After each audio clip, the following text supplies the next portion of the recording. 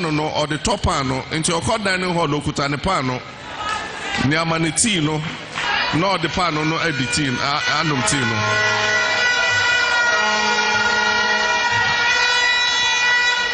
ezu enti na Ghana for say mumbeje mobo if we say omo bre and your my thing and so hwe any efamu if we say yes say a foot or hoi and sakranipa I just and so hwe enti ne efa san so hwe mu enti ye den so hwe a ye famu no ye de besua nyansa se enye nipa ye bebo ye be hye ye bo akese ena omunim omai no kuta na wo se politician ba no catch us say ye be you say ye be see railway afa damanko ne kwasa ye be ye eyi ship na ship abaha ye be ye airport okwasa wo de catch nipa ni say hey free me hoko oboa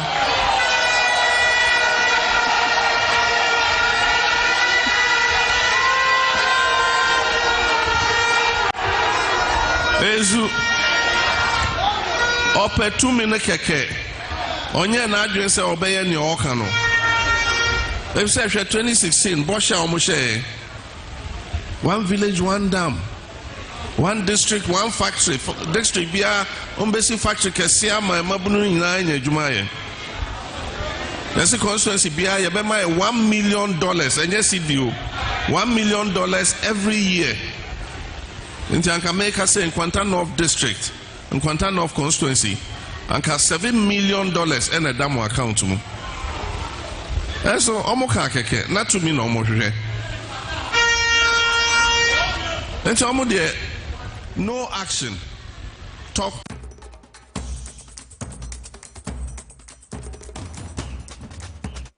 7.9 FM, the game changer.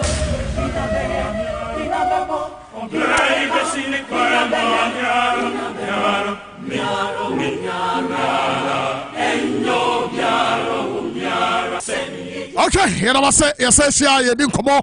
I better do you was saying, come on, yes, you Ghana high, you trust it. Na ye tomu intene na baby akwa kwadro no kura ne yame anim ne ene Ghana no say yanhwe ya wama we ebe say e de agu me ne ene wo etri so enimguasia no edoso and baby a edro no omampani akufuado e de enimguasia boa paye e de aka Ghana. I am telling Ghanaians say baby edro no so my way e serious or my as I always say no akaba na komampani akufuado ye to na fre konya so ma ye de na gina court ye di nasem so my way ye serious akaba na omampani akufuado ye yi na fre konya so yes sanka ogina court wa ye di nasem esanse baby omampani de Ghana akwakodro no enimguasia doso papa no waseda aswa Ghana woni tiri so akobo ne fe yi aseto asai wo man no am man na dan ebutu.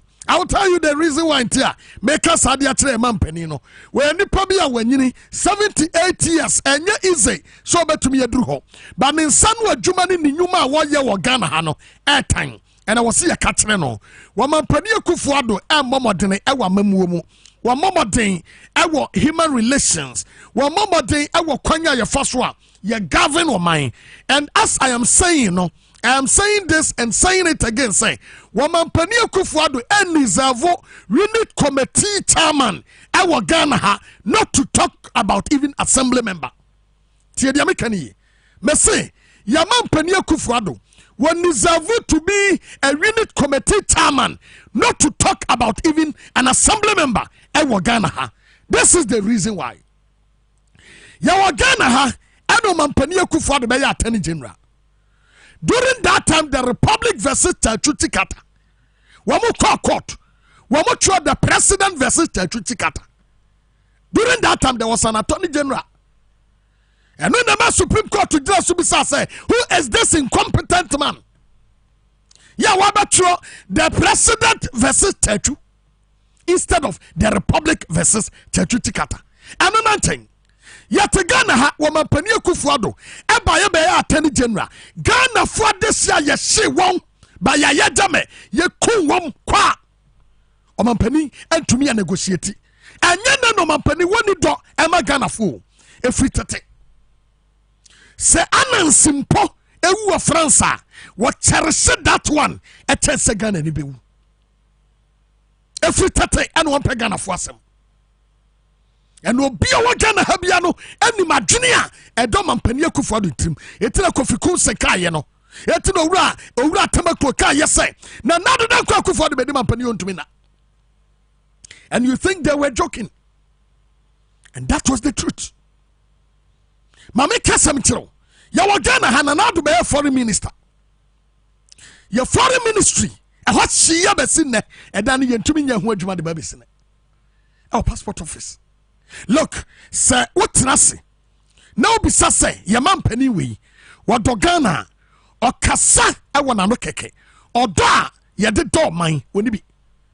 Wamampani akufo do si constitution ni trase wasi constitution ni trase na wadane baabi e be favor no e de akere it the constitution in this country no e favor only akufo do ene ne fiefo in favor ni pa bi anka ho bi ya Ghana ha eno mampani akufo do ka say wo mo ye small scale mining obi anyai emfa na dwuma nto kakra purposely because of say na galamsey for the ho agim etinam yehu the differences between galamsey and small scale mining ne sadia obi anyai na wo mo enoma suko na yehu wo mo a wo mo enkrata legally so mo de ye adwuma no na wo mo ni nkrata no yenyi wo mo enkonchen wo ba no adwene me Facebook wo dwane Facebook no a na wa share video na mame ama akoba bia because ene enkomo no ayedie na no ose emu ohu na sade tie bia no so no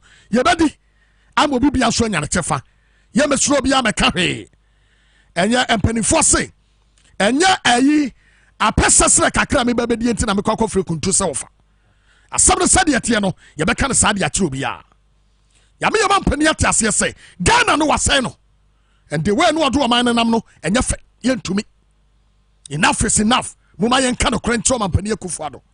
Say enough is enough. Baby, I do not the qualify and say one step down. Look, when my penny started, sano, or cassa central for moano, no be a moano, not yen to me kuntia galamsey. What penny be your friend, Canada Japan? Atra Ghana haka say, when my penny could afford to say, Dia, ni hearing in our rotto, and what galamsey fighting. No, na and crofonoa. Wamutu a former good yano, so man penny could afford to frenoa. Wamampani akufo do frɛ no a wo bekyerɛ no wo nyina na nkomampani a wona wo sie sɛ wo do akonwa de atoso sɛ yɛ sɛ yɛn sase na wo bekotia galamsey ama hoto aba na sa mampani wanya wo bi a wo ba beboa mu abrabɔ akoyie sa mampani wanya wo bi a wo ba beboa wo ama sa akon no a wo kono ayɛ successful a akade abiem na wom ba do mampani akufo do ampamua no when the second de Japan e koso news as keke it one pene e masade no enkoso. Look, Professor Frimpong Boateng ena nanado dan kwakufo ado e de ne to ho se won hwe environment no so no hwema no man koso na ayrohosama e wo mu ne se papa na kasa na ensema waka no emudo Wamampani akufo ado should bow down his head in shame when it comes to the fight against galamsey. And every penny that this man has spent on fighting galamsey, he will account for it. I am telling you. Sabai sesa sikabia wamampani akufo ado I spend this say when they are fighting galamsey biano and was say account for every penny. Now one to me I was so mad called fiasetek because some mampani akufo do boapaye asai Ghana sika in the name of fighting galamsey wabre wani momo a womu di sabone no can mampani akufo do come out and tell Ghanaians say wani momo fighting galamsey na wamampani akufo do I challenge you today so betumi nya kukudro akata Ghana for say wani momo kutia galam and I say womu tu galamsey Ghana hana and almost sense you know them but boapaye wakata kata wani said ya beya said woman basa ni nyina no ebetumi akoso. And I am telling you, it's a disgrace to your personality and your presidency. And you are a disgrace to this nation. Hey, Sir John, I can't say me. Sir John Samoka, no, and Yamina Meka, Professor from Pomboating, Anna Wakasa. What the Klata the above one thing, Mammy Frema Opare, a professor from Pomboating, say, Mammy Frema Pare Freno, I can't say, Galam say who fight, no more fight, no. One fair report, Amra. What the Common 2021, 2 years ni. Oma mi yesu mo bi antibi. Iti why na de ba abonti o, documents no apie. Na yenwuram na yeni enkomo bi. Sa wobati enkomo ni ya. Yebedi amana yedede. Was although it is worrying, I was not surprised that the Forestry Commission did not migrate onto the Galam Stop platform. Professor from Pomboasen said, Operation Galam Stop, a platform. Now, sir, Operation Galam Stop platform, no. Ministries are involving in a migrate, but Forestry Commission, anko. Yet, what shot one more no more Obiadin awom, DVL kaho, district kaho, water bodies, Obia kaho, but Forestry Commission, anko kasa platform no. And then a professor from Pomboaten say, although it is worrying, I was not surprised that the Forestry Commission did not migrate onto the Galam Stop platform. Mr. Kwadwo Usofriye, aka Sir John, was actively giving out timber concession, even in the forest reserves for logging. He also gave forest entry permit to mining companies, both large and small scale, including those of foreign nationals, for prospecting activities at a time when the president had put a ban on that activity. I will tell you the reason why Omampani ne hobo hano. Wasi, truth has also the district or the director of operations at the Forestry Commission, Sir John, had a Chinese gang doing mining on his behalf. This issue about the rosewood exploitation is something that is beyond the scope of this report. I remember that at a meeting here. The reason why you put to before my penny and Kufuado say, now we name the cost one Bennie. Many a Tom Rebia. But this man is joking with us. And as far as he is a comedian, he always want to entertain us with his jokes. Our president is a complete comedian. When it comes to the fight against Galamsey, he's a joker. I am telling you, Ghana no niye serious and kanu crunch nipa. Na kiaba kanu crunch nipa and komampani Kufuado and kai waso ye tiwade ma Ghana konya. Because I can by now Donald Trump with the court. Is a Kufuado bigger than Donald Trump? America, South Africa, Mampani, Jacob Zuma. No, what's your conya so you two no? I didn't quadra court in Jelino. I'm a Ramaphosa that take over. Is a Kufuado bigger than them? And you didn't want to be a category. I'm a man way. I destroyed the nation. Professor from Pomboaten said, I remember that at a meeting in the conference room of the president, I told the president in the presence of Sir John that the greatest danger to the forest of Ghana was Sir John. Fellow Ghanaians, may say, Professor from Pomboaten say, a meeting because of the conference room of the president. Na sa meeting no wakatro mampani pai ewa nanim say the greatest danger to the forestry of Ghana or the forest reserve is Kojo Uswefriye. Se Kufuor ye serious so say o protect Ghana kwaya anka sada no ano wo ma se Jordan ni no ma gunten say wo ye hwehwemu afa no se Jordan ni dibra sa kopem say wo soro yi nyankopo hu say sadia ko ne sifum Ghana japade sa Ghana japade no wo ma ne trase tebe hadwene ene wo ku no firi wiase enye nyame ne ku sa jowa anka wo wu ya ka date anka no ana otme ho a akadia Ghana ebe face na Kenya bi because by the time we wu ya kura wie ye no ene ye be hu say e ho atimota forest wo de ama na busuafo ene Sir John ene taso usumo forever but no man pania Kufuor do nim. Hey, I am just going to prove beyond reasonable doubt. I'm obia who ne say so man pania Kufuor do to me bia na no ka say wonim de na koso wa Ghana na papa ni tirimu odin a woni odo ema omanya ye friend Ghana. Mr. President, I just want to tell you the truth, the hard truth. You will be a suro so be cattle on me cattle after a day. I you so pass where the NBC or the Mbeko prison makwaba and I you so pass on them Mbeko Miyama. I will tell you the truth. What Ghana? What say what mine? Hey, Ghana for me die mini he wo na minim say me wa hai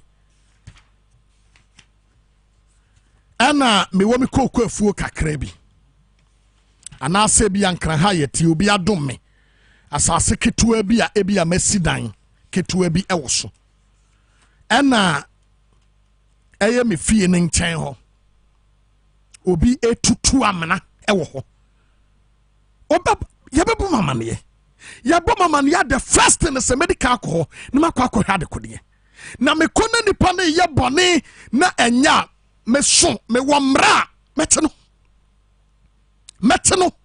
amemra ne nadi na bia na de kode no nipa ne na eye no me na mabɔ ne paa se wonye sanyam na me bɔ ne paa dia I will act.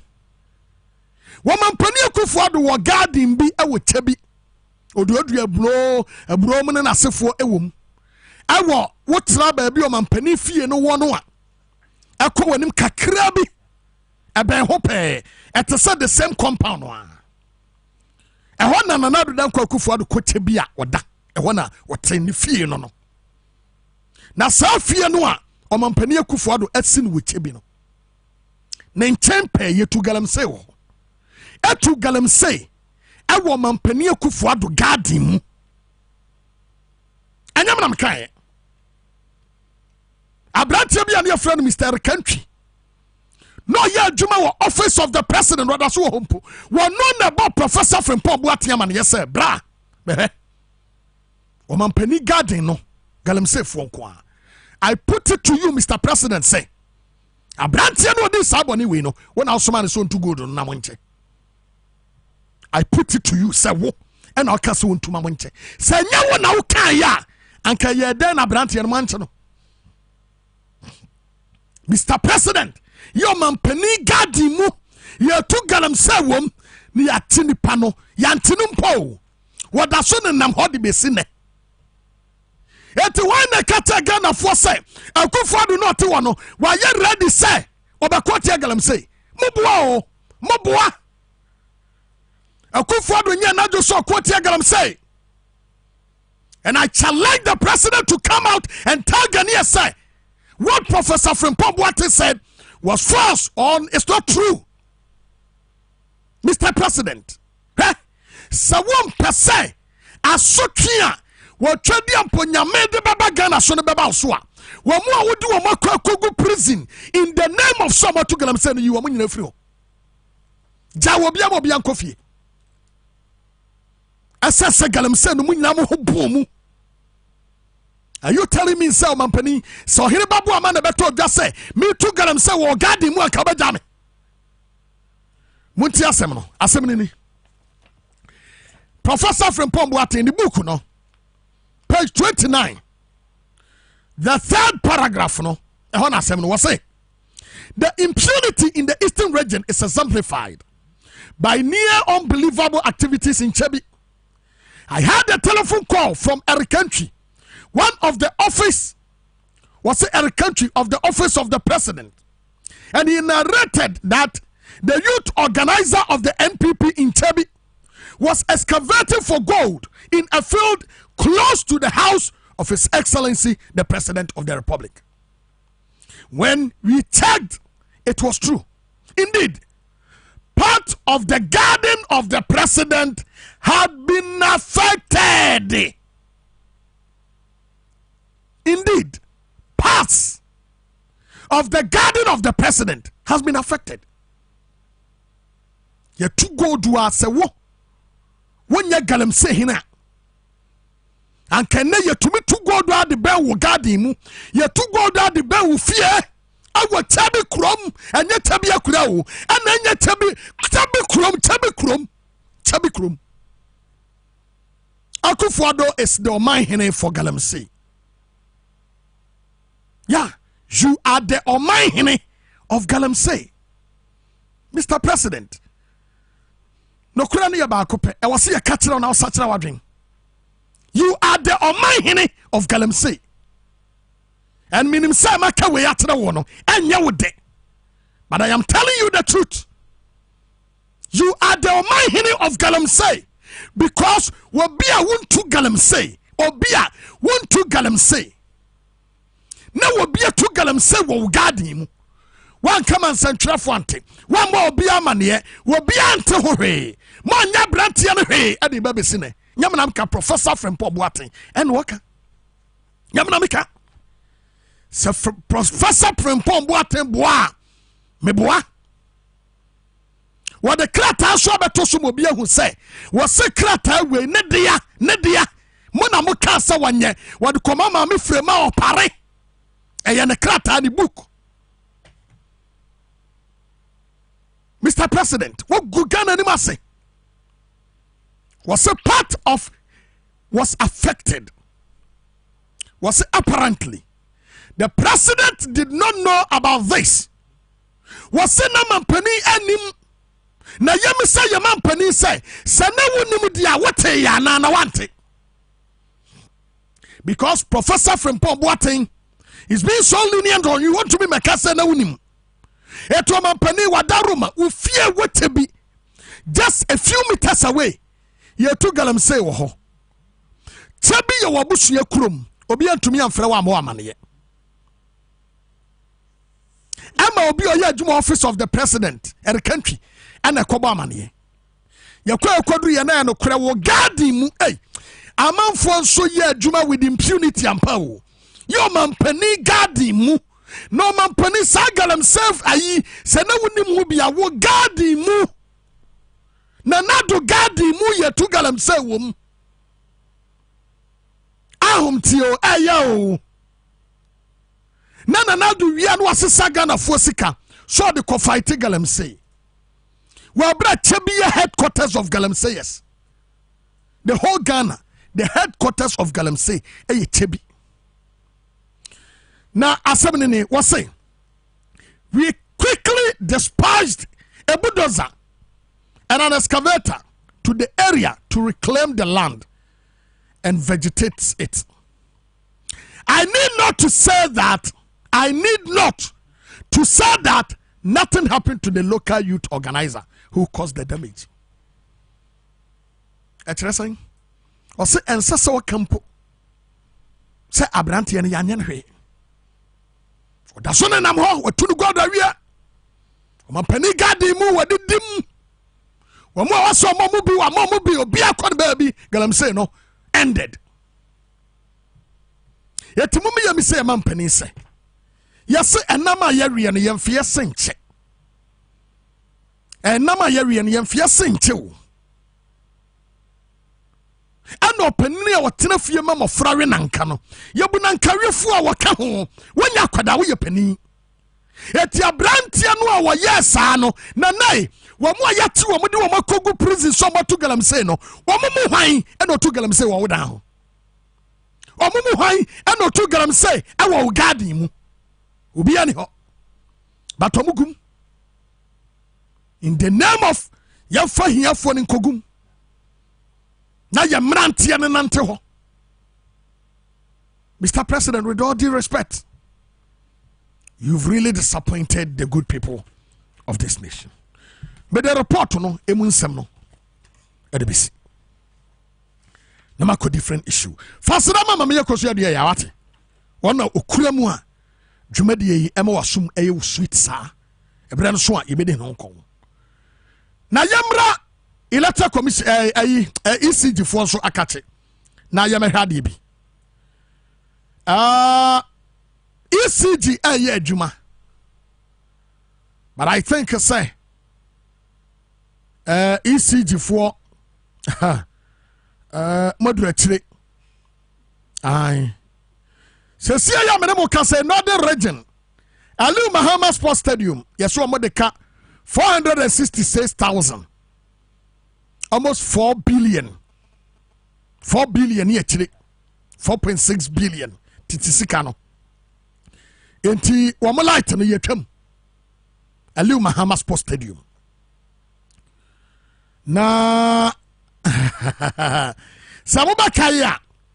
This sports stadium ya wuhuni ewe TV see. Johnny mo Facebook na hebi. This sports stadium 2008 aho any host to African Cup of Nations. What you say? Aha. Na anda nanado and Boamah ye twa wo mo light him. Iti na me no kase na enya ni wu enya ni mguase. Say a whole sports stadium of this caliber. Ye twa wo mo light him anda Boamah nanado. Na eya na me bisa say Dr. Mamadou Boamah eya na wa Ghana ha na watu kwan. Ali Mahama Sports Stadium ye twam. And it's this government who named this sports stadium after Ali Mahama.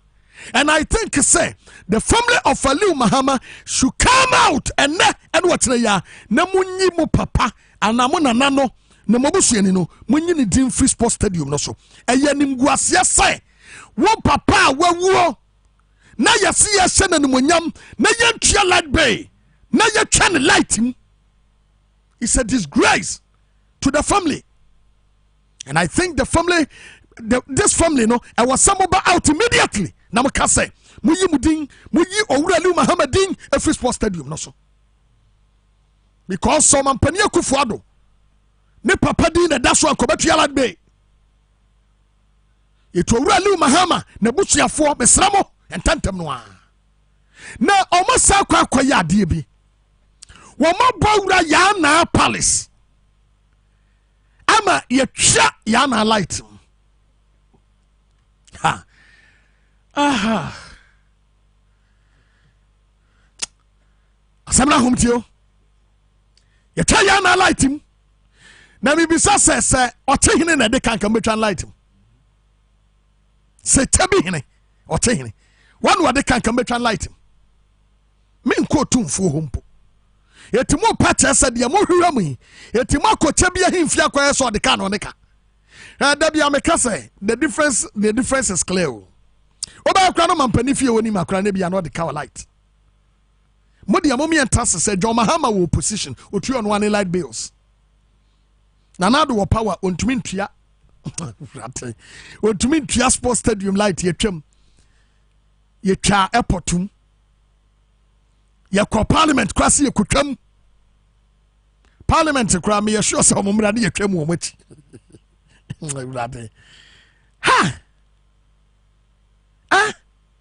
the question is then you were a lot of government institutions wo muntua light bill na so temamufo no every day yatumu ma yetue Ghana for mama yemisa se me no me yenu ye light ye ntua ntoa so me yenu a ye betwam Enti adan a lot of the government institutions no ada so de ka na wo montua light bill na ebra no menu mienu light bill pine ni atum light bill pine ni atum light bill pine ni atum light bill pine ni atum. And I think all these places no I was say yema omo prepaid meters.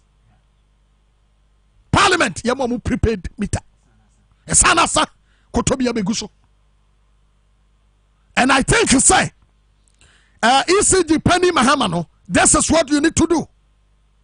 Say, Munya ko yaji musikan kakradi yaka no munya ntua kra na mu prepaid abo. Esa omunkoto bi megu so mfanya adwuma. Because sadie we entumi nkoso. Yamumra mo biam ne ato enkomo no so.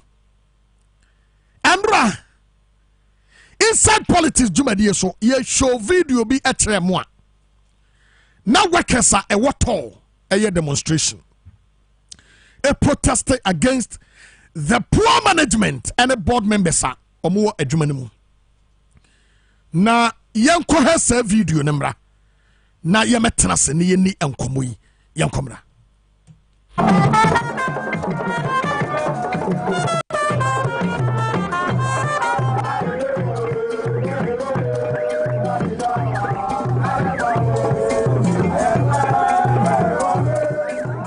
Here to register our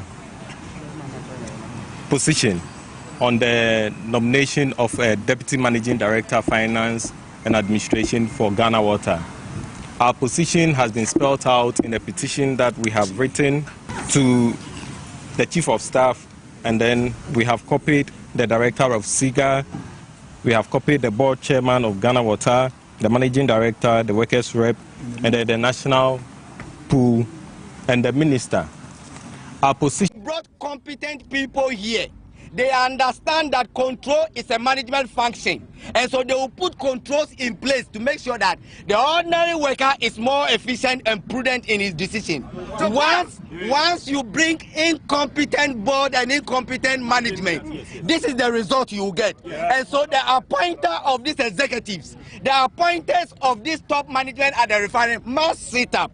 It should not be political expediency. They should not bring people here as a reward of political actions they did during campaign. All that they keep on telling us is that they are on it, they are waiting for some information, they are sending information to the presidency to look at it. They keep on giving us stories. Our members are even losing trust in us. Our destiny is in our hands. There is a lot of problem with us. We can't pay our children's school fees. We can't feed our family. And as we've said, a lot of people are leaving the refinery. Tour is our life. Workers, permanent workers, contract workers, national service. All the hardship you go through, no still no. Yet national service for any omo eye juma waha. You try your light money a day na. This is not what we bargained for. You try to for lighting, and we deserve to see a tram lighting because what to woman you yeah. Let me kind of crunch them. Look, Ghana for my main tremo at the kakra. I don't know, say, Emre Umuna Yin Koma, Namen Famo and Quetri Kakra. The Atiana say, I think during 1965, 64, 65, no more. Osajo for Dr. Kwame Nkrumah and then Bedema, Yana, YN Finance Minister, or more echo a AU summit ya mokoya. Now wabra Osajofo Ekoye no baby ano wote no. Na wote Italian Prime Minister not an nchen. Now as usual, as usual, where the enter say yeah the ya. Yet onyonko obi ani dem ho no nko akasa gu dem hoyi. Where the no bia wo dem ho moto to adwene. Enti Osajofo Dr. Kwame Nkrumah ekasa pa makasa no eto eye mpanimfo mo bae no asum. So omurie no and Italian Prime Minister then approaching no and Okata Nkrumah say or call lunch eti omomonko eti Nkrumah kone na gbede medinati eti omokotra sidi nkomo sana no tro say Italian Prime Minister no akwakosia oye gurus Etomu kwa ya kwatra so yomudidi ombo nkomo no. Gurus na ba no by the time omu sori nwie no na gbadama atro MOU between oya gurus na ba no and Ghana. No more silly contract. Now what was the deal? The deal they say and Kuruma katre oya gurus for say Ghana ye wo oya say chepa ya yentumi ntukura e watano base ni mu na omumra metu na somodi omuntumi metu ni sesi akra no a wamumra me establish a refinery company emayen na daate yenya oil a ye de anane sade be ya yesu betumi akwaje raw ni bi ni ababe nan no ha and this company accepted and be see tall esi ho initial name na nya tall but actually enom ye na tall. Now do you know something? Kwame Nkrumah to me call AU summit oba with the contract ba ebe si tall. Yemi so mampani akufo ade say wo ba ye bedi mampani no AU summit dodo sign wako waden sapan na eba de oye ne say was saga na sika no was samanfo adi nachi no makwa akoba age ne so owia no waden sapan abetra Ghana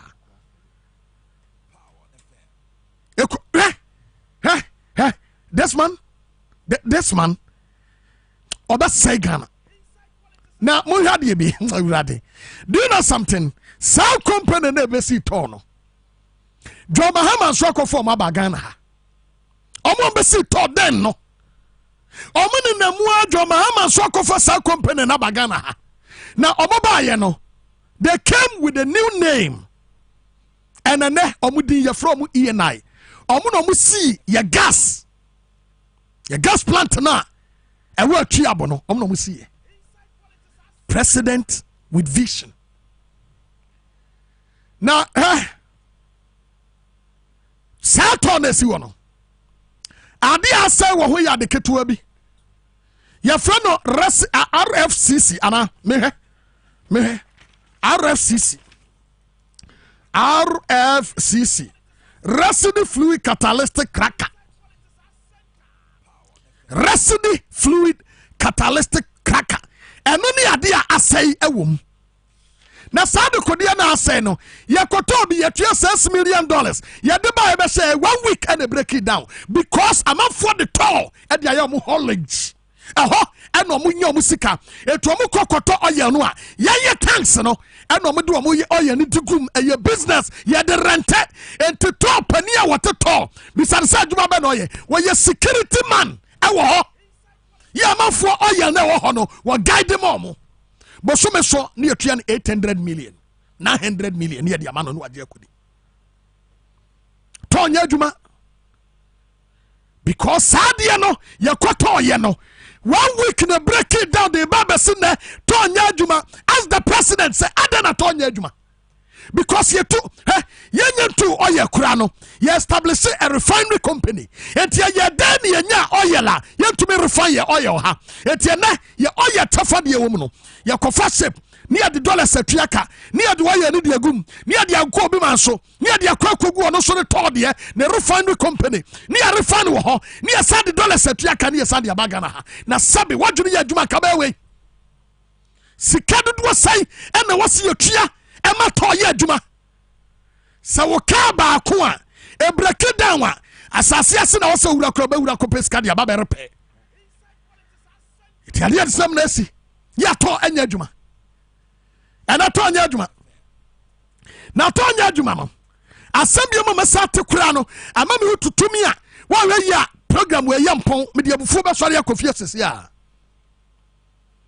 sa ko no a wakasa ma no metropoku prempe asema wo ba be kata Ghana fo enawie enra eye ne ahomate eba ama ya ba beti ase ne say wo say sika eye crude oil worth over $2.5 million. I don't put the electric gas $2.5 million ayira yahu eho cash na ayira See, no man way ye serious ana $2.5 million. Tony Nyajuma, ye gas a quiet there. Minianum. Na poko scandal sinuno. $2.5 million worth of liquid gas gone. Mama Yemisa say, what is going on in this country? Aben we ya was way and na scandal pain. Adiatia scandal gura. Adiatia scandal kukra. Aben we scandalized government. Every day scandal. Aben we ya yet something in for baby omubu yese. Adiatini antias and for flyeti. Aben we ya ni boni da kurubia ne hontono. Nyakukudro be katre $2.5 million is gone.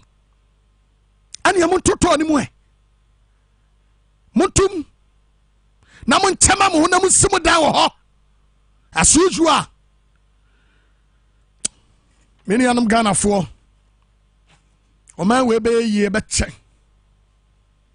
Na the Ghana for any done him. The Ghana for Esua Frano. Sawamra na scandal sahudu nyina to ntwa na wamra na hokyere bebrebe eto ntwa na wamra na woman ni nyina yie biem no ya friend John Dramani Mahama ana wakwa asare botwe wagimre akasa na asama owura John Dramani Mahama aka no me fanto omunyina anim security service personnel samo Ghana ha. Police, fire, immigration, custom, any military. Wasimunyai partisan. Abatwa ye kwa koto no. Uye soja ni ye bo passe fatuo brawa ema why? Si ya kasa fatuo ko obidi agura to bonu kunu a bra ema wate. Uwa yere wo ma. Yete kromo obi nim baabi a wo yere no mate. One way by the time I took you on the baby of a kumnipano, over no yere no man yira. Oh, what it? Me more be a ding, but you know yourselves. More about some mamono. By the time I be free for Abano, now you know man yira. Eti ya suma we ma. Na ye who one ya child picture ram. Etu di out took you on no now picture in them social media. It will John Dramani Muhammad ya futu ama say munya partisan politics no abatwa ye beto ne mpese be mubi na we soja ni na so de MPP aban na woni ndi kasebom se dobro mo ye di mawura police mu no na unya kukuduro na wo dobo ye mawutuo wo che mask kura be ye afro anim owura John Dramani Muhammad tumfo muntie futu no. And I'm appealing to our security services. Your allegiance is to the Constitution and the state of Ghana. The security services, the police, the army, we're appealing to you. Don't be partisan in this matter at all.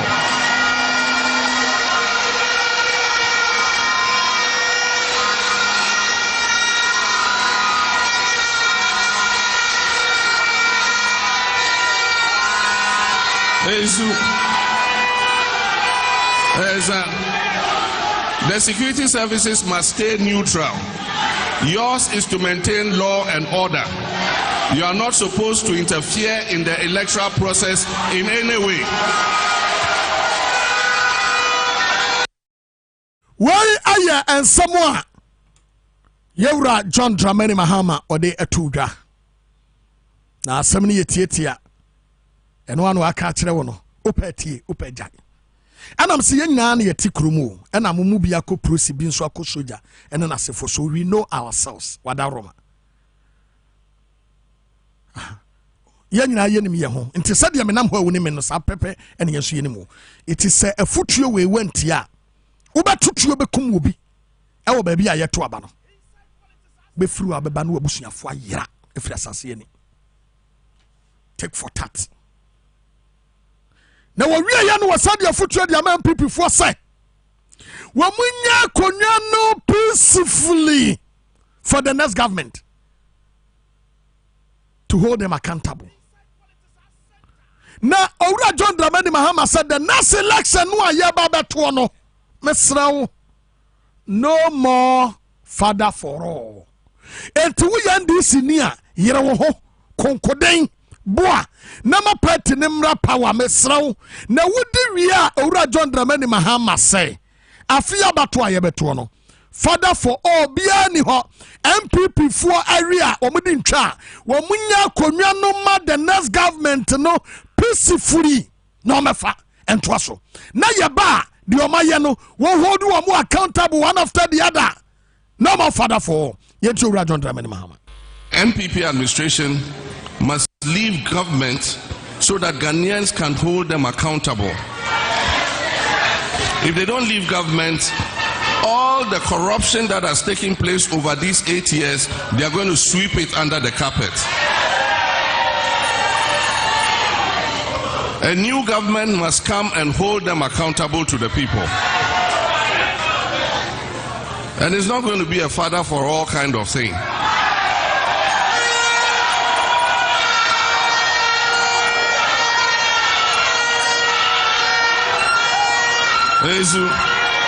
If you have stolen the people's money, you will be made to pay for it.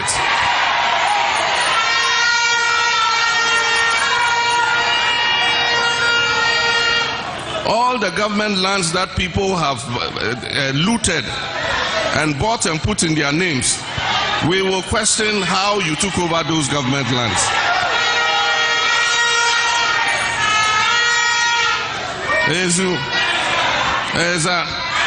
So there's a lot of work to do, but we must win the election first. And I know that the opportunity is now. Okay.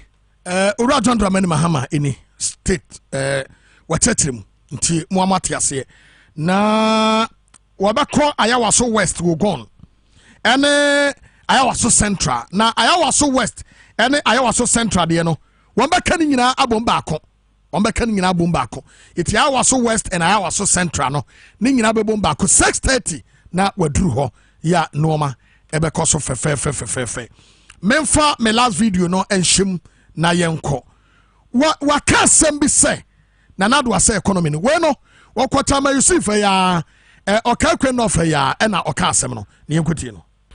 The Akufo-Addo administration has taken Ghana 10 years back.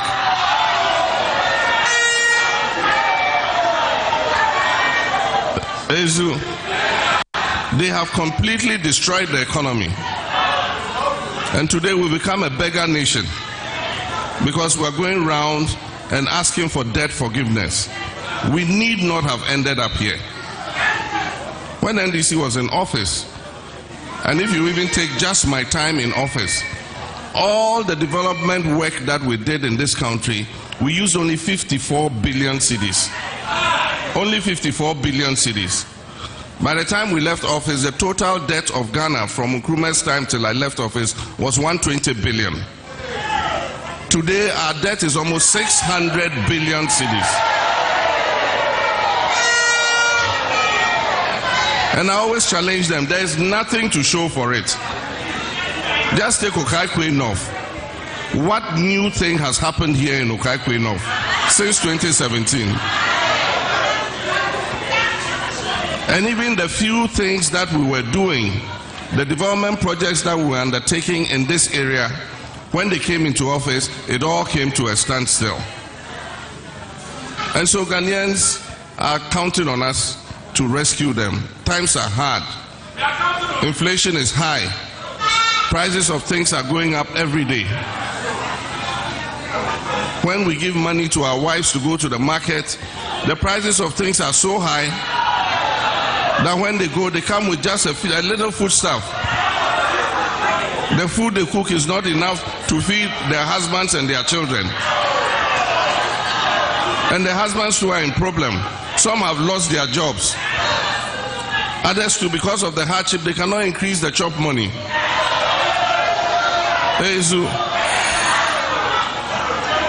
Prices of goods have gone up. In NDC's time, in 2016, a bag of cement was 26 cedis. Today is more than 100 cedis for a bag of cement. businesses are laying off workers. I know several businessmen who have laid off most of their workers because they can't afford to pay them. And they come up to me and tell me, President Mahama, we're going to support you. Even if we have to sell property to support you, we'll do that. Because our businesses were doing well under NDC. Today, our businesses have all collapsed. And instead, they're piling on more taxes, from taxation to production. What happened to it? From taxation to production. Today, just go to any supermarket or shop and buy products and look at your receipts. Almost 1/3 of the price that you pay is made up of only taxes. And yet these are the same people who promise that they will take away taxes and let production lead the growth of the economy. And so the time has come for them to leave. Ora John Dramani Mahama Kasari, Minkari Beam. Nemo Mamenka say, Hano Kai enough that there is a winning precious one. Okwable Kuma Nofon so, and on which you are Church of Christ, as sorry ho, a honor when woman in Akushia. Be Chami Waba, Niababe Transe, and Comono, list to well, I be drew, it jabber sobasa, Kame, maybe say.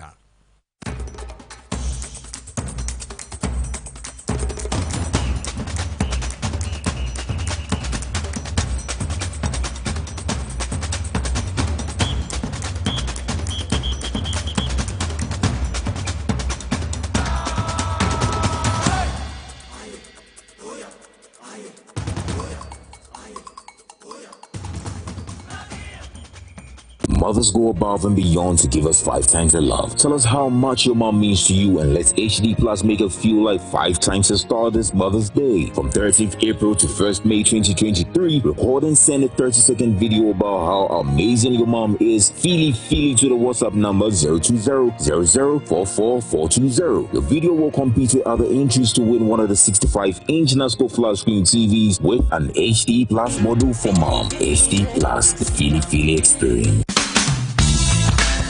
The serene environment fits into the goal of the school, which is simply to provide excellent educational foundation for your ward's development before they commence primary education. At first glance, clearly you will see why the school is called Hebron Hills International School, as the building stands tall overlooking town.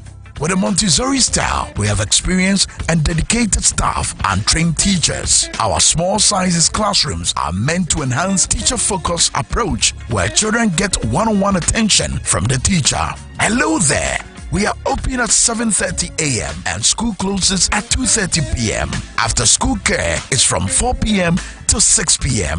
while early drop-off can be arranged at 6 a.m. Hebron Hills International School is located at Midye off the Nsawam Road.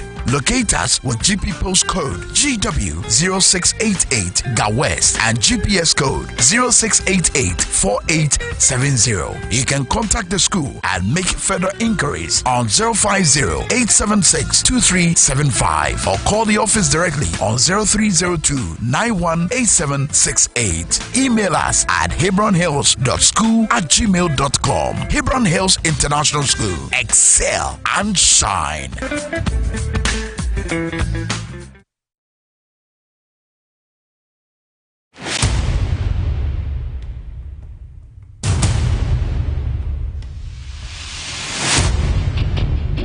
The average human body mass should have at least 60% water for optimal performance in any physical or mental exercise. We can help you maintain it naturally.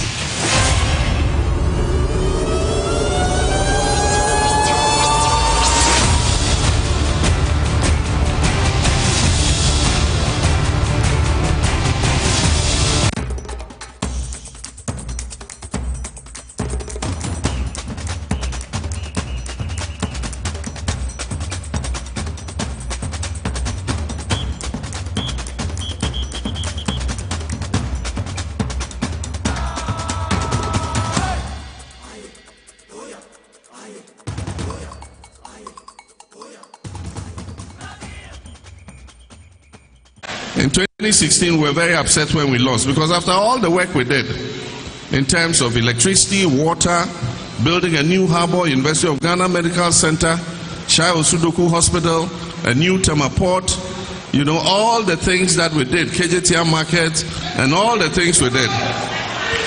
We felt disappointed that Ghanaians didn't take that into consideration and we lost, but it was for a purpose. In 2020, we went again, and power didn't come into our hands. We all know what happened, but let's just say power didn't come into our hands. And for me, because I'm a person of faith, I take things as they come. And when I look back, I can see that God was preventing us from something. He knew that these our brothers and sisters had dug a very big hole, and they were thinking that we were going to fall into it. And God asked us to stand aside, and that those who dug that big hole will fall into their own hole.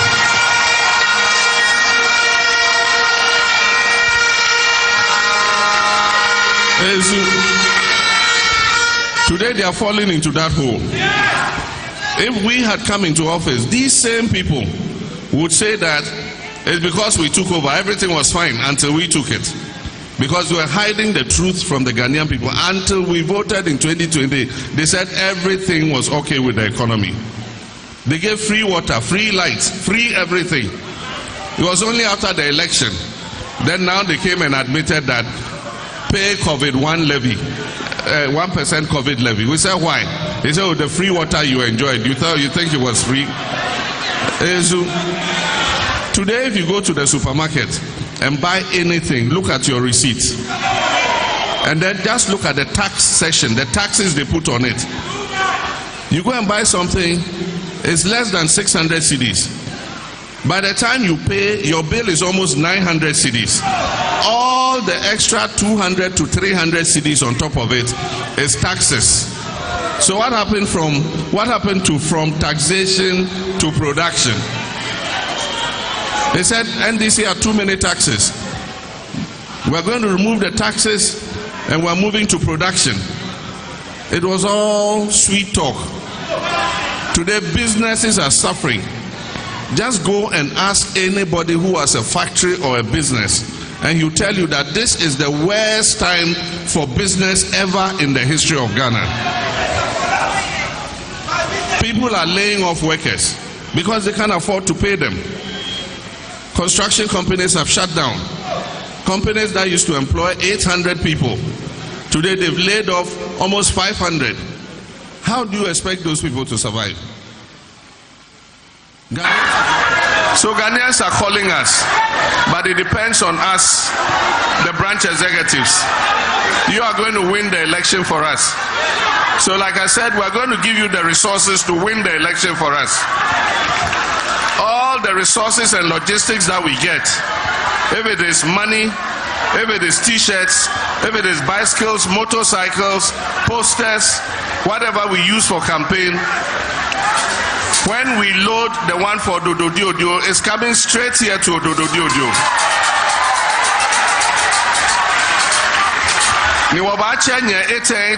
From each branch, chairman, secretary, women's organizer. Kenya Neba Keke Wok Belina, Niwa Fair Wakani, Niwa Buhu Akunta, Kewabina Keke Waja, Kemo Keke Mofia Moke, no Aya.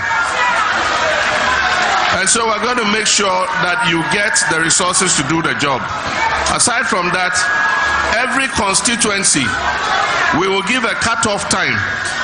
Any constituency that compiles and collates its results and collects all your pink sheets and delivers it to the regional office before that time, the constituency executives and the branch executives, you will get a handsome reward.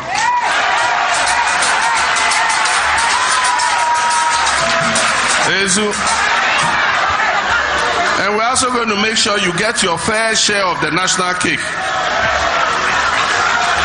If we are recruiting into the army, the police, the prison service, fire service, we will make sure that your children are also recruited.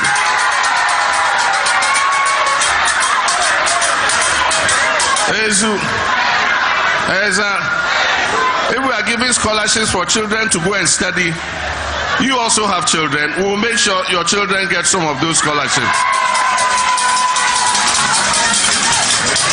And our women's organizers, if they are distributing small loans from Maslow, you also deserve to get them. Our women's organizers, you also get your fair share.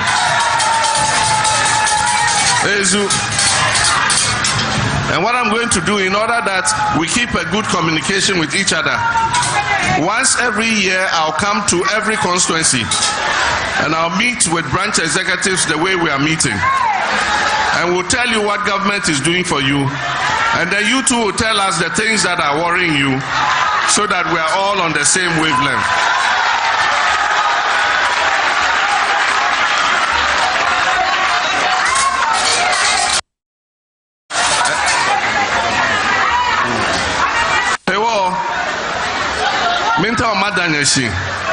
I want to thank you very much. Nimnake womanchemeko ameba bie efio miake dagomba mancheke libi ompo yiza nyepabuna na tubapam now the tete nasara ka NDC kana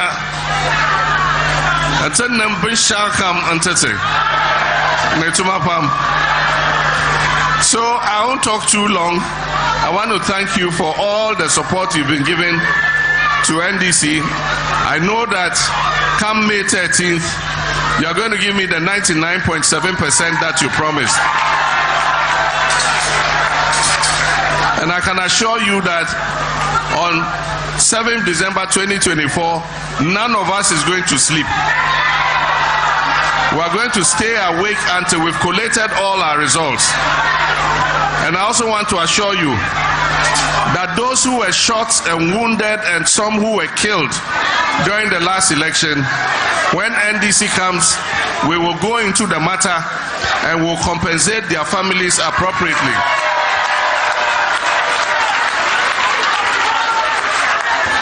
And so thank you very much, and God richly bless all of you.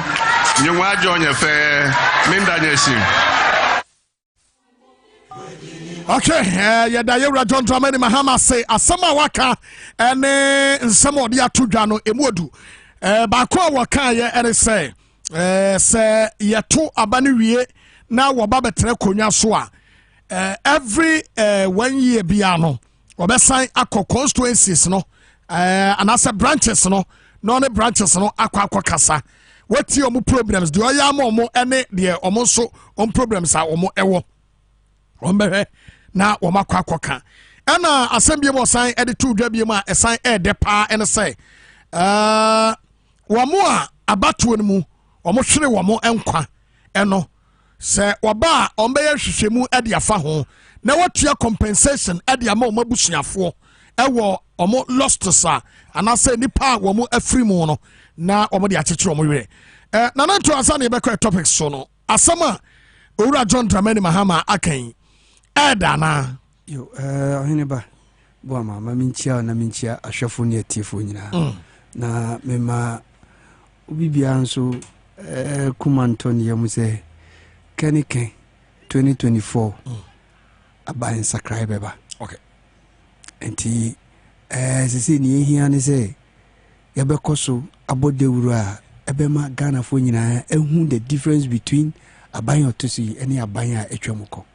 Na ye compare ni ehu niema ekoso a megidi se emabunu ene ye nananom ne ye nuanom a omo baabi a omunya access to internet ene nasefo no omo so omo asakra omo adwene. Okay.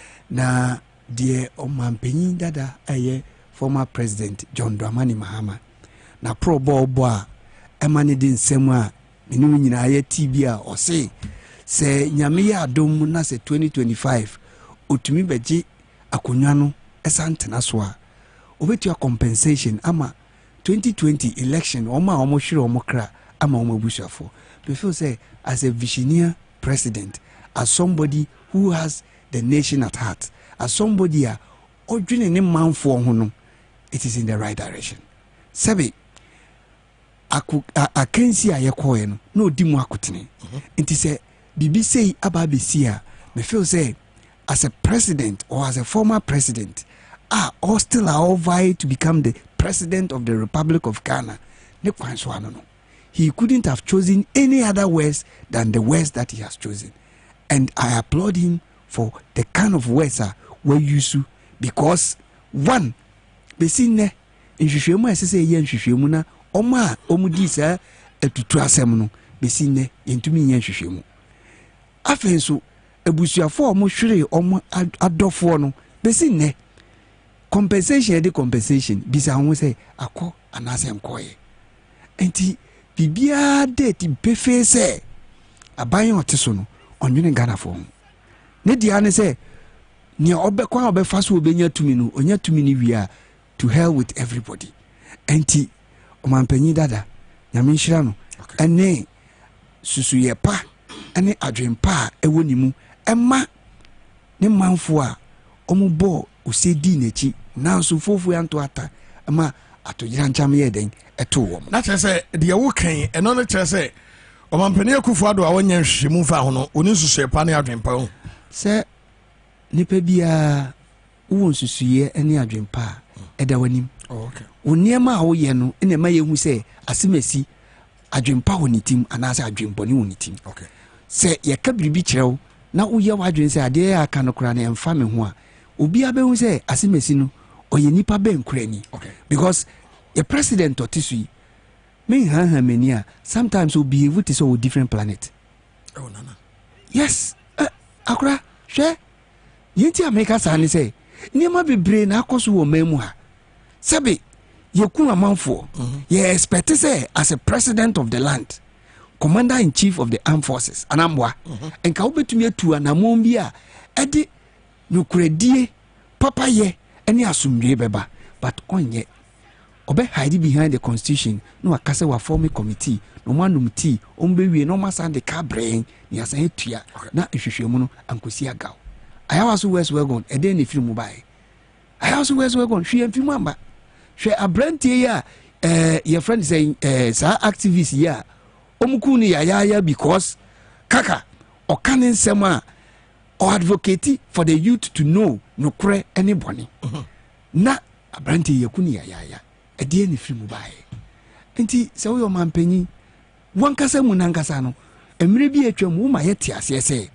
you can bring back the economy but you can't bring back the life that we lost nti sɛ woyɛ obi a sɛ obi wu na wontumi mbringe ne back ka you protect sɛ obi amfiri mu ɛnso mpo sɛ ɛba no mistakenly na obi firi mu a ɛsɛ woyɛ biribi ma yɛhu sɛ asɛm na wokae no you can act upon it but just not lipses.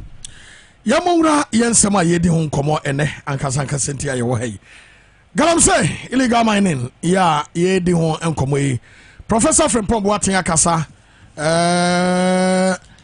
no ma bebre nso asisisi e wo ho. Yamma yensema mampani e fighter wa fight ne ba bia wadre die. Say obi abeka so hia basbode ne yensu nyina ani atakama. Ama no ma koso. Alentam no bonu ho obo abasubode no bonu ho bia na se wetu galam se ase ana. Eno no de no so agama ye ne ye de bema no. Sa. Ne milk konkokro nya. Oh. Ade anana yi. Oheneba hwe me niam bi wo ho no wa ho. Etodo bi na se no kore no wo ho no wanka. Wonam ana utimu ayi kunkun. Na se wo ba beti ahwe. Se eba ne se galam se fight. President Akufo-Addo ayadia tama yewo school no yebo matches bi gota to gota yetumi de milk ton to siso anu bi mpo yemfa ma mampanyi Akufo nana na o report na papa ne de bae no wankasa wo kasa no wo si den na fichiri anambwa ne garden mu na ne ofuapini beke se ni mfichiri ni mfichiri a ogina ne mfansiri mu a obehu ne ekoso oni mfinchiri won atumi atu forma opeso kire se onim yes no onim na tam na ni fi na onim ha won a wosu won soro wo ho no wotonton wache ne ade a those days yereko other media houses ayeko ru ho di wache ono akasa kra na otobidi wa hu no opam wo hu wo na form na what to dia who say unhu ye nti we no say odiba yen local language mu a obege say na atwom ana say e adwembone ana say wani na ehu wani hu so a waso nti say machine ye didi ana yes sir.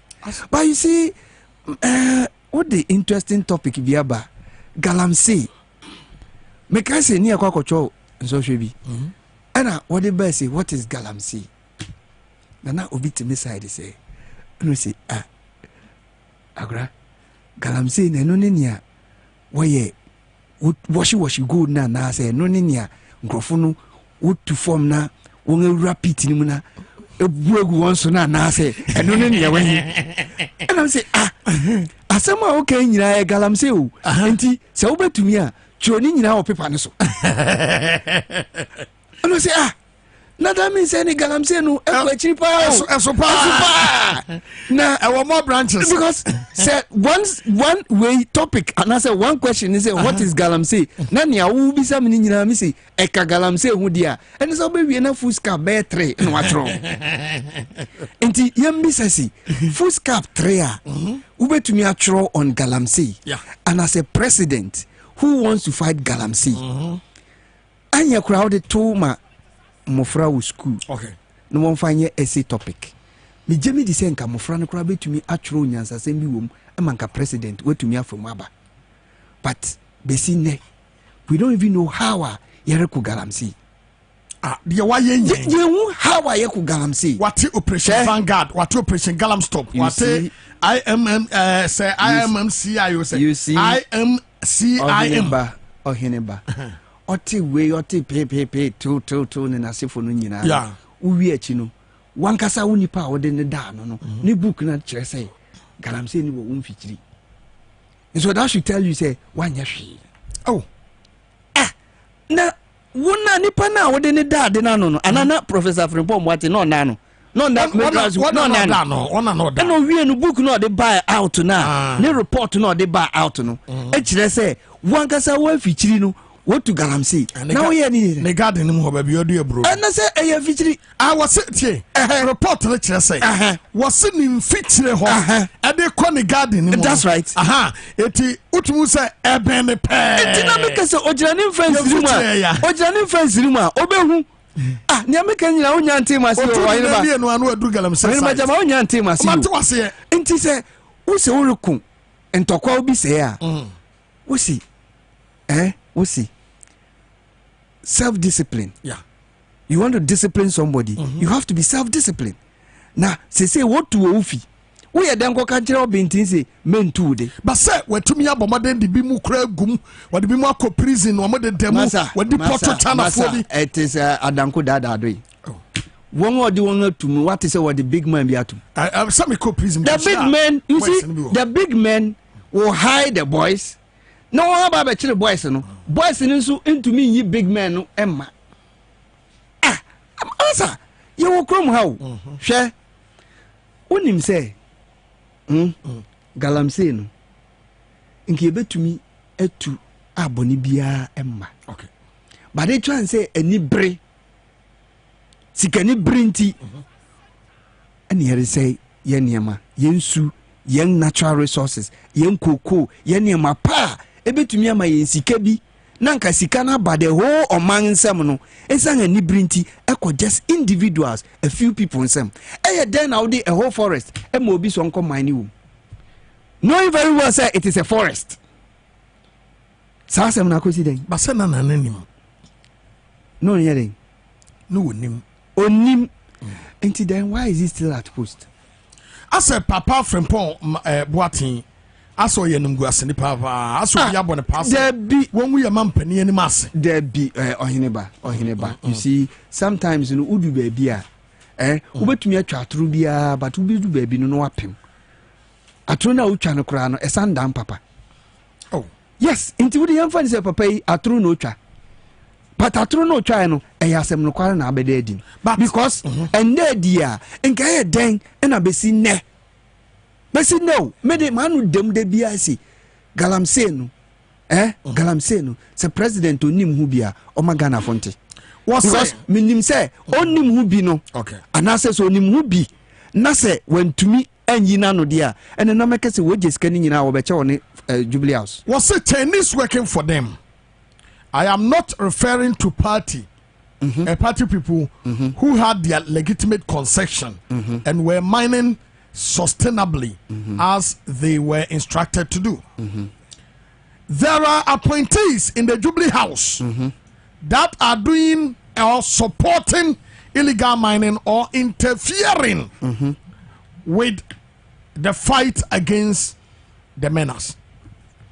Some examples, Lord Comey. Okay. Example, Lord Comey. Okay. Charles Teko and Frank Asiedubekwe call Protozoa. Omuti Jubilee House ho. Yo. Omudini. I will report to him. Report on yo. Oheneba. Hefune ko ru atiwa na mmabuna wo atiwa no wo chesi won. Near so mufri. I don't know, but Debbie. Initially now, and no one for Jubilee House. Maybe the American copy HB. And no one for Jubilee House. And I'm saying, maybe Shimuna, me, you know. I say, well, Tiano, know that mining company, no free chebi. Oh, free chebi. Yeah. And the national security now, all room, no one's with FIFA. And as I say, chebi, one had to national security or chebi or whole baby, once why Juma. Emma president and I say presidency, you know, do we have another branch at Chebi? They work on behalf of the president. You see, when information flow, Emma speculations in back room. Okay. It is speculations in a back room, no, and no nebema Ghana for. We are seeing and who say, I don't know your record and I say young. Okay. Jima Information Center or Kasapin, Jumedi, demo Peme ya Adeshe ATB. Also back to me at your Facebook no Power 979 FM and our TV exercises. So we'll share our TV no so one shebia. Ebia baby I want to take mu and I say bia ko baby. Oba to me the mobile phone no eswenim no ahwe bi ewo ye no so ama ye de akọ amana ya akọ no. Ya hwe forest reserves ye da so ewo illegal mining no mu. Forest reserves ya ye tu eye efamagudie ewo ho. Na he non mention of Abrantia Bakwa ye friend no Charles Owusu ena obo Abrantia na ye friend Sir John na o say Sir John de no what kind eba ase ha o say I remember that at a meeting in the conference room of the president I told the president that okay o say I told the president in the presence of Sir John that the greatest danger to the forest of Ghana was Sir John. Anna was saying Ebaha, what about the other side of the deal? No, he not mention of Abrantia near Freno Charles Owusu. Ya no Sir John Akwala. Was say on Monday, 11 January 2021, the task force entered a concession at a location called Bepotenting. When we had been monitoring for some time. Residents in the area complained about the harassment by Chinese miners. The damage of the forest reserve was unimaginable. Big economic trees has been felled and dumped into muddy water bodies to rot. Big economic trees was a huge pit were scattered over dozens of acres of land. Nearby cocoa farms had been destroyed. 7 excavators were seized. As usual, so-called big men started calling. First was Mr. Charles Owusu, who claimed ownership of the concession and one end of the excavators. The individual happens to be the operations manager for the forestry commissioner. That's Sir John. Enti Wutie and Sama Oka says Sir John was say the greatest danger to our forest was Sir John. And I was saying SIT Abrantia Charles Owusu, I know your operations manager. Emma Sir John say be potente forest mu o ma say forest na twanu yagu atechem say empron say kwa ni nyina omkoto. One sansem ni nyina no Professor Frimpong Boateng added this report at the ama Mami Frima Opare 2 years ni wamo acte. Is the president ready or willing to fight Galamsey? Maybe a reporting in Nunoy. Okay. Report ne be no way. And also You understand? Because Senka report ne do no I don't think Senka adiwe obetina simple amayaba beka ho ana ebedi ho abubu radio so. But you see Oheneba me ye nhwehwemu kakra bi efa yem forest reserves a ewo Ghana kroma. Na a typical example ni is it Mole Park. Okay. Unim say the size of Mole Park is almost about 3 times the size of Accra. Okay. Inti for us to be able to fight the Galamsey, as I say, in as much as a president, why ready so Obekunu, he should involve the community. Okay.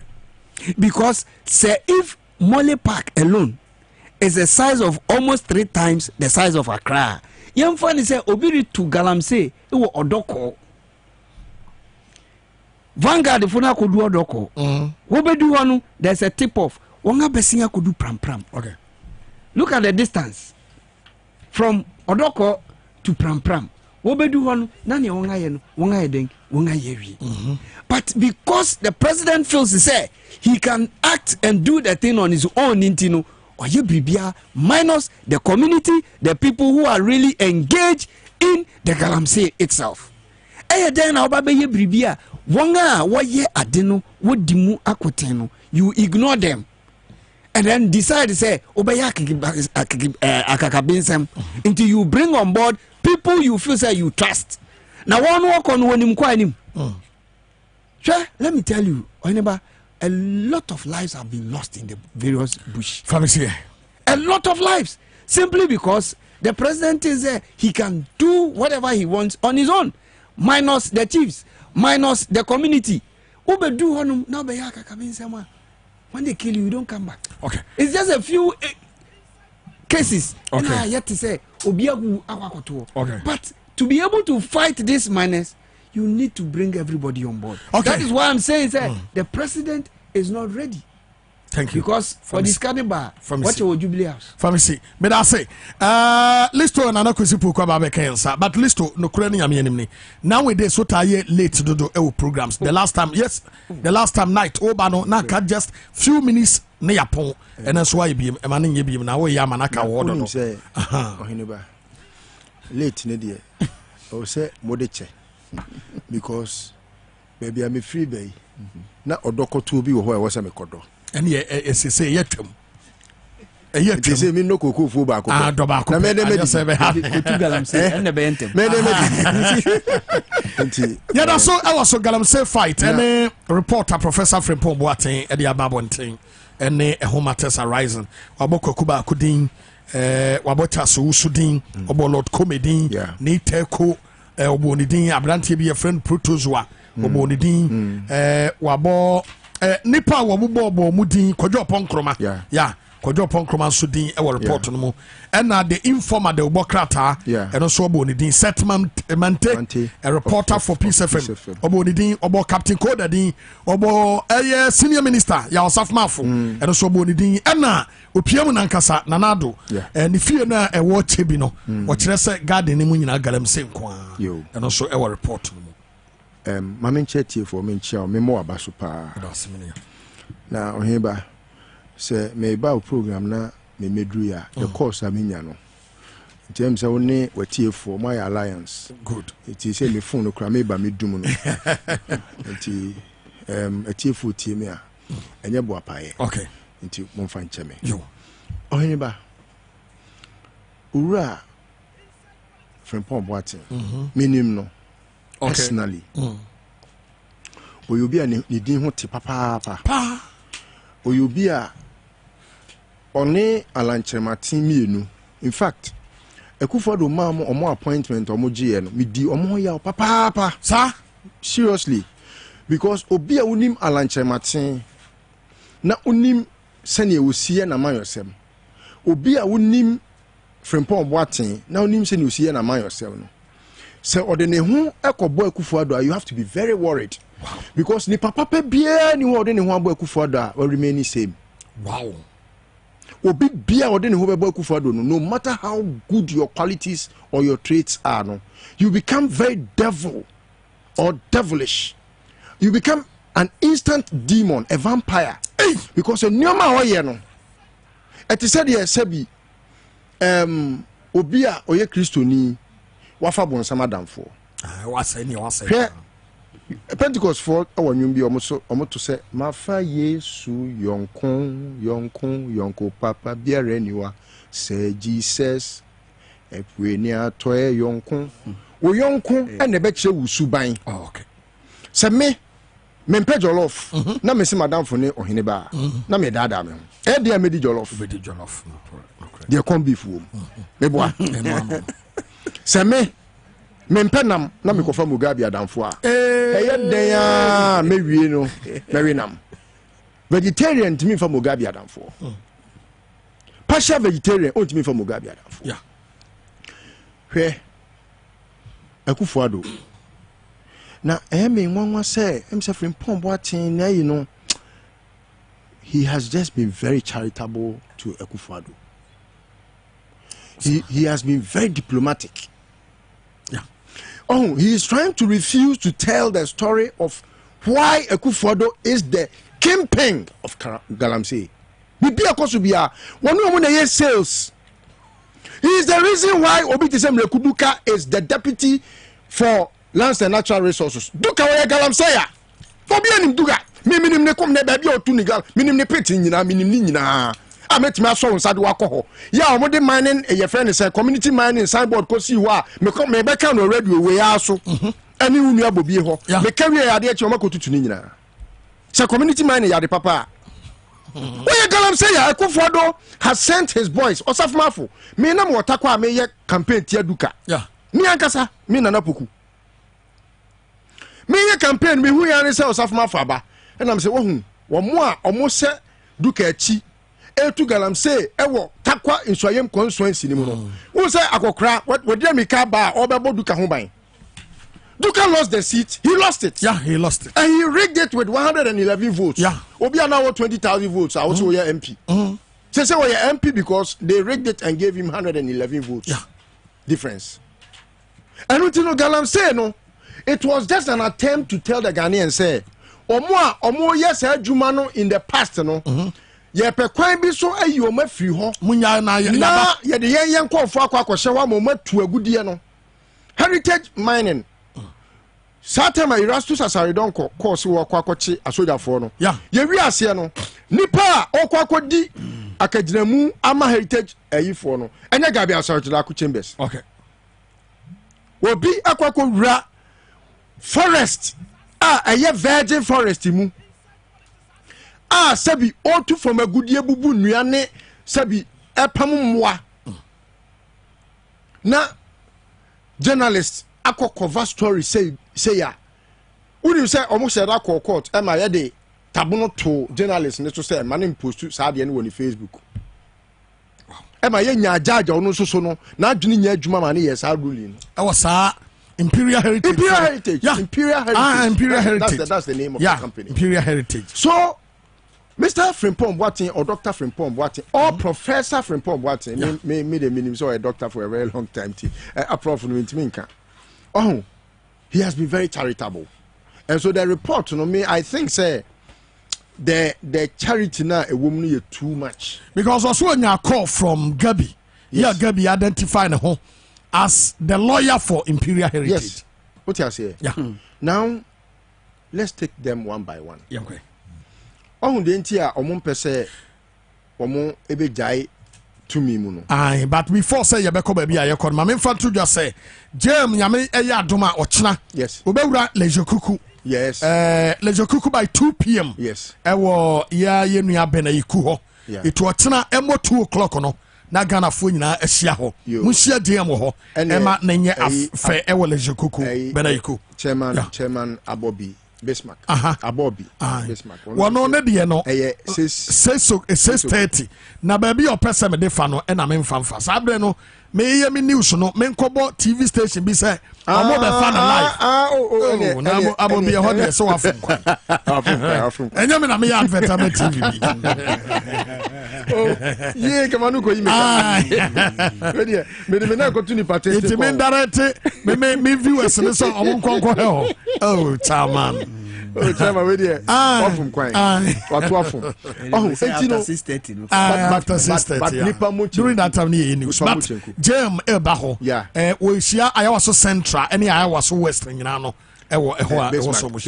Next time, no better air time.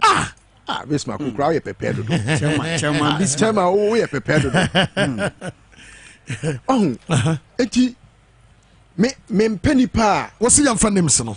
Yes. Mammy mo names no. Yo. Names no Sir John. Was say I remember that at a meeting in a conference room of the president, I told the president in the presence of Sir John that the greatest danger to the forest of Ghana was Sir John. It is Sir John Dean APM. Where unim Chaso Usu? Chaso Usu Dean PM. Chaso Usu Dean PM. Yeah, Chaso. Na Chaso minua boni ana mechanic. Anna Honorable Joseph Albert Kwam, former MP, so a former MP for Manson Quanta, ono so Dean APM. Lord Comedy APM. Ono the only team was the gay craft frafra.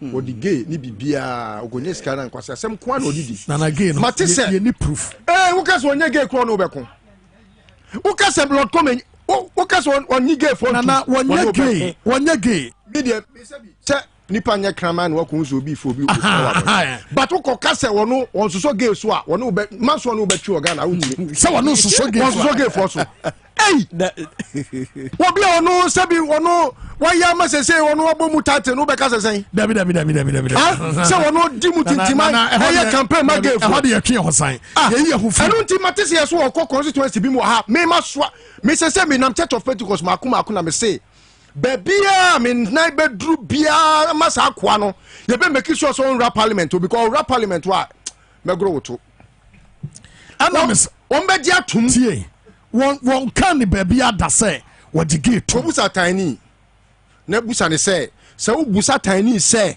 Lord come wo pege fo asem ana se wo pege fo asem ana wo pese obo hu dawuro ana wo pese obo hu dawuro tiny answer no will tell you why I said so. Ya be kwa ko bisa tani yenya mi sa tani ne de ya twe wona sign to de yewura yanko me pacho me no me kasa sebi me frebusu akesi e de hye so me no tintesu fam ketre enti wo fa enti me dwen ho ansa na makasa mo enti asem bia maka bia no twe wo hu firi enti na me say ya ne SYZ ne power ya mi na epoku ya hu afiri me see ade e friend gay o ka se Lord come won pa na je se wo ni nyame ene ekun okay eti me kasa Lord come wom Lord come just need take Lord come no be wom come was I said dokono tie was it Chinese working for them.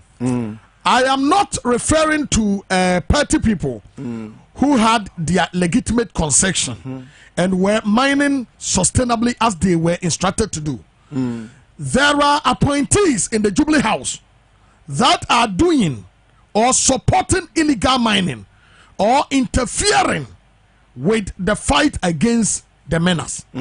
Examples: Lord Comey, Chasni Teko, and Frank Asiedu Bequin, or Chief of Staff Office, no popularly known as Protozoa. Yeah, and also. And ya ofa kwaku baako. Ono so ni din apiem. And wofa kwaku ofosu asiama. Ono so ni din apiem. Ono no de ne binding of excavators no. And one hwe amana nkoso. Kwaku baako de no support imperial heritage for ya true stories efa wo mo eho. And ye wo 2BN soldier form water crade. Omo so din PM anom protect galam say yes. Protect takwa insoyem to be specific. Kobi Ochedako mensa sites. Na no protect. Kojo Ponkroma. Yes. One so the Kobi Ochedako diamem na emwa. And a senior minister Yawasafma. The minister for Western Region. The diamem no emwa. And it's favoritism abem. And a war for Captain Koda. Captain Koda enyamo fa no no. Ayo. Me nim ni baby a. Okay. Now there is a Saturday Edel Hasu. I think say you will enjoy this one. What's the impunity in the Eastern region is exemplified by near unbelievable activities in Chebi. I had a telephone call from Mr. Eric Entry of the Office of the President, and he narrated that the youth organizer of the NPP in Chebi was excavating for gold in a field close to the house of His Excellency the President of the Republic. When we checked it, it was true. Indeed, part of the garden of the president had been affected. Baby anana. Me see chebi no mutimi tu a former good year or ahimfie ma afia ahimfie wo be connect ho.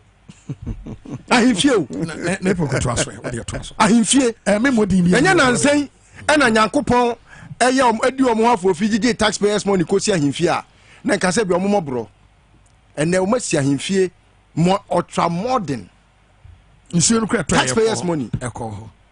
Oko. Nsuo nto ene ko. Eko ra ho. Ebe yiri won. Eyiri chebi awan. Eyiri no. I think that's it. Anya tell me pay. Next time I fall. Boni om dia asase no. Asase be yi omo ano. Because amo nananom ye sa boni na e ka mo enkan so mo so. E japade mo ewiase chebi sebi preduasa. E former japade no. I had to say toffee yet afraid Mudia Mamini Enna Chase Sika pe ni sika pe boni bi and now could Siakwala Usia penny or free tabin quadi umuhe or peja and a metri. No Motorola is saying the trouser and the trouser is so a form. Eti omubisa Professor Frimpong Boateng so say na me frame up Paribisa say. So what is the way forward for Galamsey? Any what say? Tie the way forward no ba ko ni. Omo a we expect say omo wana yankunti Galamsey. Professor Frimpong Boateng papa wa hadwen. Very learned man Papa wa hadwen because the papa we din wo akufo do ko school kra wo kosua de kra wa bon. Papa we are go school akoye surgeon the whole world is he is acknowledged wa bin say akoma ho surgeon wo yare kra wo na ehwe na wo de papa we din abeto fom ama entotofe wa nipa mfianga bi omko school kro masa abon aka ho e ba be di papa we atem. Was say I was suspecting people such as Gabi Asarwachiredako, Captain Koda and others like them who knew the president better and certainly had their interest and success at heart to support the fight against illegal mining. This means William said he was living in a fool's paradise. Professor Frimpong Boateng. Oh, now Jane say they were all Jane, Sana Ubiati. I could follow all my post no, or the Nifaba no the Bunkumaso or Penchi. A Jumana yede man is a one coyeno. Who said, can a Japon ya on Namuya or Coca say any bad Jojo and Su Ye Galamsey? Yeah, meanwhile, Obiani said Jojo na or Professor Frimpong Boateng. Yeah, on one Casa Jojo na Connie Papa or money concession or catch Jojo says, only nursing Remunisum Kukua or Munkun. What the Galam stop echo ne banisu. On one Casa de Galam stop on ne banisu. Professor no. Your friend say, can a Japan and Nusin media? Or no, Nam say, or no Jojo. A year Frimpong Boateng Banon, to Galamsey. Obi our license. I would do two for more good year. Small scale miner. Or send a papa bad, the onion where did he? What the Galam stop calling Banisu? Friend Nebusano. Wow. Oh, and to know such a person, no. So, Paso good anymore, say, Busa who say, Ufi ate the same. Ebi wo fie. When any fee it is no. Akufado. When any fee. Obi ti say Frimpong Boateng we Akufado fie anka aka say ko be si dan de Frimpong Boateng di atoso. Hwe, na busuafo bi a odi edin toto omo. Na hwe onu aka sa wakosi dan na odi ni papa din abo ho. Hwe bia ni papa status ye hwe enwura. Ani ahyewofo na gina ho. But wo kra abodamfo tada ho. Abodamfo. Ana sasa busa maame na se, ko busa ne maame ase. Na be hu de nti a ho na abodamfo da. Mobo. Yeah, mobo. Me I look into the spiritual realm and I see how Ghana mobo. Suffer. Now we so. Suffer list to Wo be a no to Galamsey no. No I said about kofa. Your friend is saying me no your friend is saying oh me no ya no wo metro kra. Me ne wo metro me refi. Can I sigbe? Yo. Can I sigbe no kasa ni tini. Nensasi form. Anya nsa na esi form ne kon na wo ho. Ni Galamsey no obeye. Aduma wo ya odididie no. Akufo-Addo catch us say me kutia corruption a ne chese wo ye kronfo obewia wo no wakum no asai from sine yanko minimre mo bantama kan ne yekun ho because so good for you no so what the yesu yekun ho a etiefo be dey tienka so good for you no so what the yesu na good for you ma min chechire mu o ma to gold na ma say gold na buo mo so na kwa be no mbe fa so di gold akọ ene me na da Ghana for say in the sovereignty no in the name of Ghana the sovereignty no yeah transport to gold e di akwa akoje oil se ne be ya money laundering sem ne nyoma nkan what ma say why na otia manone a onu nani da so se onu ton oil na odi ba beji gold what be that enya da gold da e Ponzi scheme debut na gold e na e wo ajapade buku nim ajapade buku no obi a odwen se enya nokre no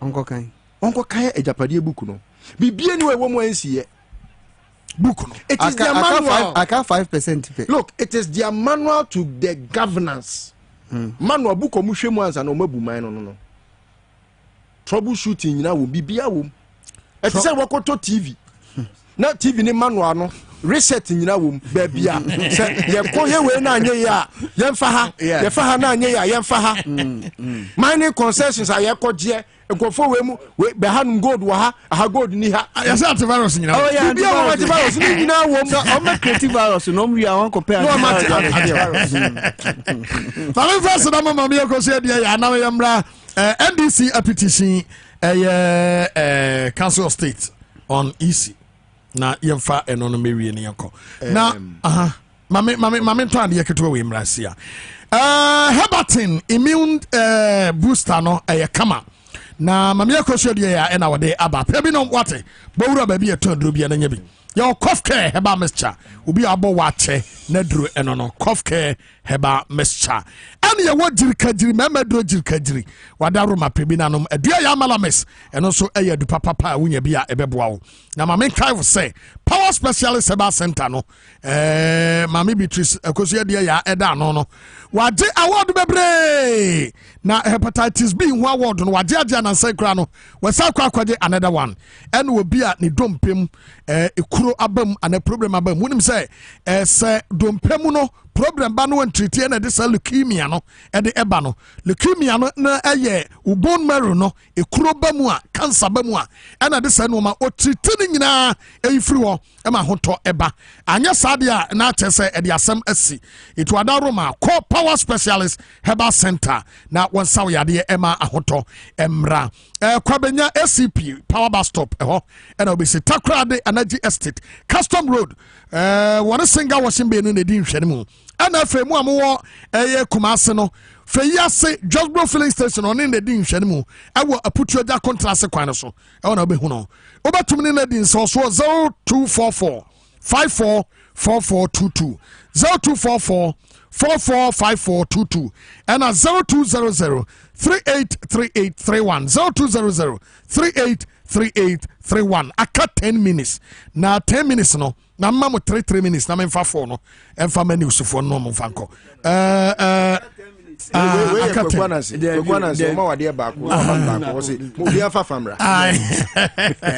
eti mesrawo simami yansa ewo NDC petition Council of State on you see in the first place Council of State it's needless. In fact, it's a useless institution. Council of State? Yes. It's useless. It's a useless institution. Why? They have to scrap it off.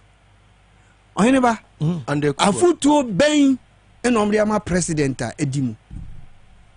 Say put the account was some crap. Debut afutuo ben na omdiama president otisui edimu. Omumana opa nofa.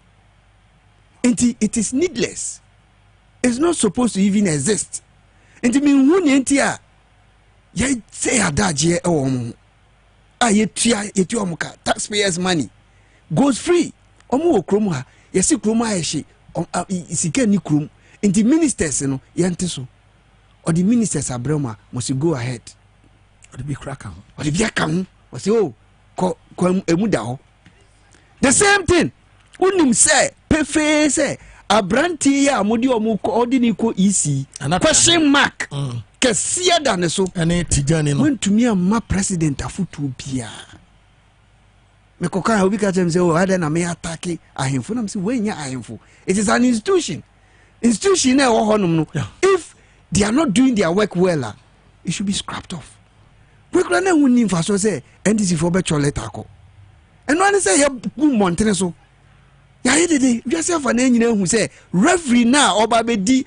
akansi na eba be kono oba akota team ba ko chi dada and when mfaso it's just a waste of time because omeko president no why tintinity ontie nti sa daje na omanya ni mo no sa daje ni mo omfa nko grounds ho na manfo NGP ne say abato a yebeko in 2024 no it is a do or die affairs aka 1 minute nti any bre no esese ko eform ho that is where we vote na honum no yenya resource no answer aba easy na when your resource no or grounds ho na what tablet na one who say ukoleti ya no this is the figures we've got now ohine kru no obetumi aba beka bibia kire say wo de na ade ba na wrong nti yenimre okay yenimre na uncle grandpa Akufo-Addo de why na adwene say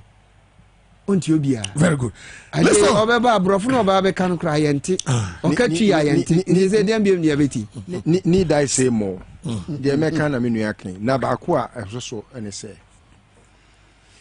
apart from say institution na your friend council of state no a year useless no bogus without any merit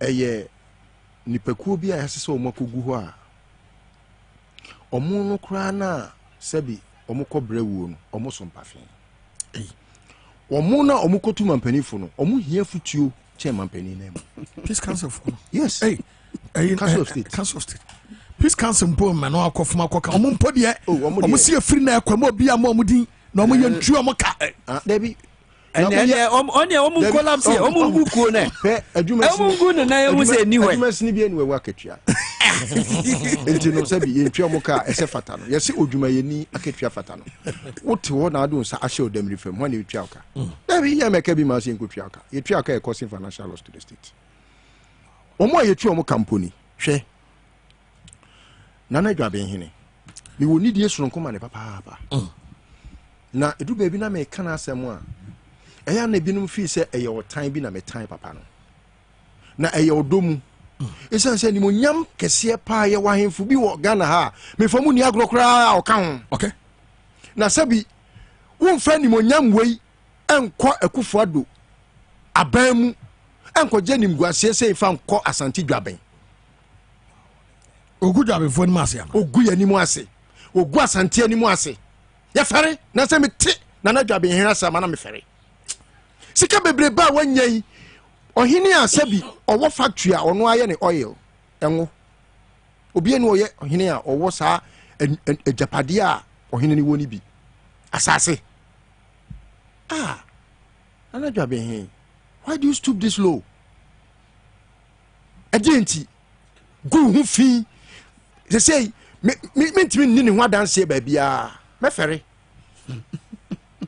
mani begu ase sasen wonu hia futu che Akufo-Addo na wotu no fo won fa anya dan enti wotu obi fo na won fa e den na oda so koso atu ne fo fa betu dwa se ye tu no fo se mema ne nye na professor bi what say emre bi wo Bible kana asem here emre bi wo Bible mo Ohini David na ne futufo ye nyansani pa bi anim sa Ahitofel de wo de afutu otu ho a nyansanko a okay obon pa ye ka kire Awurade Nyankopɔn se Yehowa ma Ahitofel nyansane nyankwase asem Nyankopɔn tie ne mpaibo meboa saa bi pepepe ena se wutu Akufo-Addo fu na se wonti a Awurade Yehowa wosom no okay baby a wapeja wakodru ohina wadi more than 51 years e wakonya so medase na wokura akodi akonya no wadi mfie sen wadi 51 years wakonya so mame nkono na sabi ene etimi de NDC for no se ne menu ane kan no mumie nkoye adwuma ne wo fom ye di da so ane mo okay mumie nkoye adwuma ne wo fom ye kore ne wo ho wi a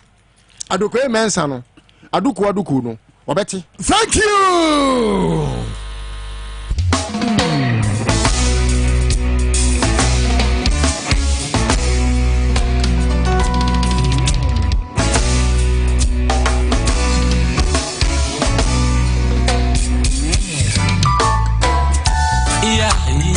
That's it. And I'm telling you, I'm going to say, Mediano command grade one for Oheneba Boamah Bennie. Yes, your Gumbe so 8 o'clock. List on an akusipoku and Minia and two. And I say, Babo, yeah,